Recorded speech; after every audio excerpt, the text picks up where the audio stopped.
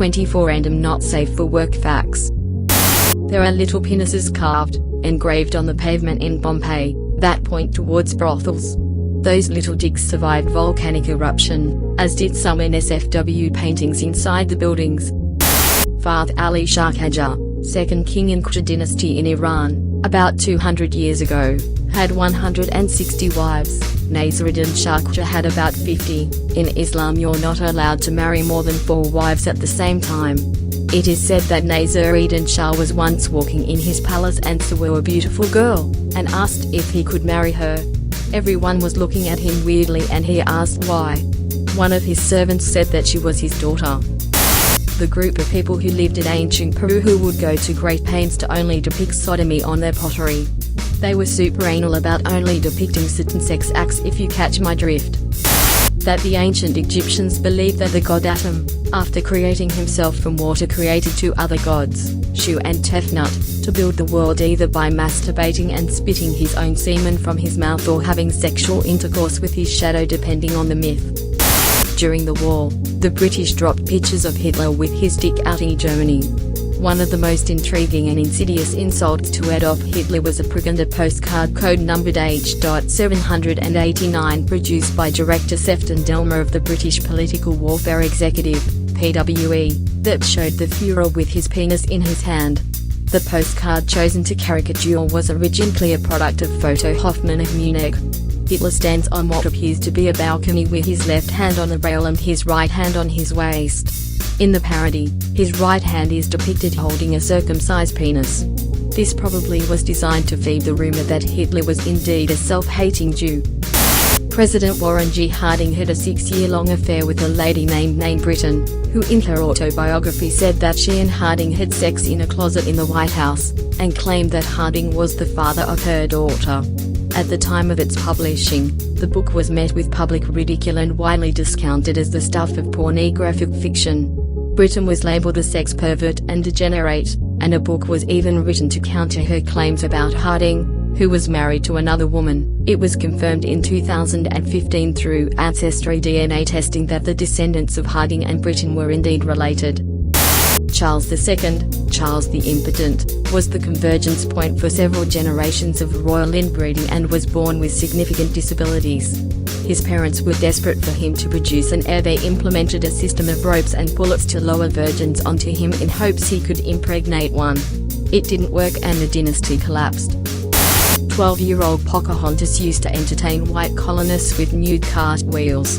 This is actually one of the few things we know about her that's indisputable. My understanding is that this wasn't that big of a deal. The native children often were naked until adulthood, late teens. Username checks out. Catherine the Great of Russia was quite fond of sex. She had multiple lovers, many of them much younger than her. Her last lover, Prince Zubov, was 40 years younger than her. She often raised her lovers to high positions and gave them gifts. She had also let previews, tester of male capacity, who had sex with any potential lovers before they were allowed to spend the night with Catherine. This person was Countess Braskovia Bruce, confidant of her.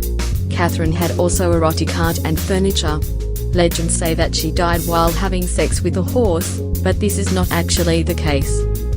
Rasputin convinced tons of women to sleep with him using religion, claiming that forgiveness was the highest grace and that unless you sinned, you cannot be forgiven, and also had his wife thinking that it was his burden to bear sleeping with all these women. Persuasion, 5000. I read that Victor Hugo slept with so many prostitutes that all the brothels in Paris were closed on the day of his death because they all took the day off to mourn his death. That Genghis Khan fucked enough of Asia to ensure his bloodline would continue for generations regardless of what peoples lived or died. So many that nearly 5% of the world's population are descendants of Genghis Khan. Mozart wrote several songs about anilingus. Leck mich im Arsch, lick me in the ass, leck mir den Arsch fein riechskin sauber, lick my ass nicely, lick it nice and clean. English translated lyrics for Leck mir den Arsch fein riechskin sauber, according to Wikipedia. Lick my ass nicely, lick it nice and clean, lick my ass. That's a greasy desire, nicely buttered, like the licking of roast meat, my daily activity. 3 will lick more than 2, come on. Just try it, and lick, lick, lick. James Joyce wrote a ton of super dirty love letters to his then partner, future wife. I mean, you had an ass full of fights that night, darling, and I fucked them out of you, big fat fellows, long windy ones, quick little Mary cracks and a lot of tiny little naughty farties ending in a long gush from your hole. It is wonderful to fuck a farting woman when every fuck drives one of her. I think I would know Nora's fart anywhere. I think I could pick hers out in a room full of the farting women. It is a rather girlish noise, not like the wet windy fart which I imagine fat wives have. It is sudden and dry and dirty, like what a bold girl would let off in fun in a school dormitory at night. I hope Nora will let off no end of her farts in my face so that I may know their smell also. The Palace of Versailles in France was huge and had numerous people coming in and out. Because of a number of reasons, if people really needed to, they would defecate or piss in any corner of the palace and just leave it there. It was also nearby a river of sewage, so just coming near the palace reeked. It's not how you would like to imagine Marie Antoinette living. King Edward VII really loved prostitutes but found himself hindered by his weight, so he had a special chair commissioned to keep at his favorite French brothel. His chair allowed him to have threesomes with the prostitutes while also being able to support his weight, since he didn't want to crush his partners. Poet Shel Silverstein used to work for Playboy magazine and was good friends with Hefner. He spent a great deal of his time at the Playboy mansion. He was also a musician and wrote a pretty great song about getting high. He also wrote the song A Boy Named Sue, made famous by Johnny Cash. King Louis XVI had a chamber pot with a picture of Ben Franklin in the bottom, given to a lady who Franklin had bedded. But why? Weird flex. I've heard that on the Lewis and Clark expedition, quicksilver, mercury, was used as an ingredient in medicine given to treat STDs. Some of the mercury would end up in their urine and so be released into the soil.